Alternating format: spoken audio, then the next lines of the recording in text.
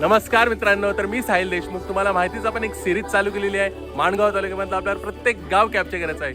तर तेच मी आज आलेलो आहे निजामपूर विभागातील वाकी गावामध्ये. तर आपण बघूया ह्या पाखराच्या डोळ्यांनी म्हणजेच ड्रोनच्या डोळ्यांनी वाकी गावावरून कसा दिसतोय.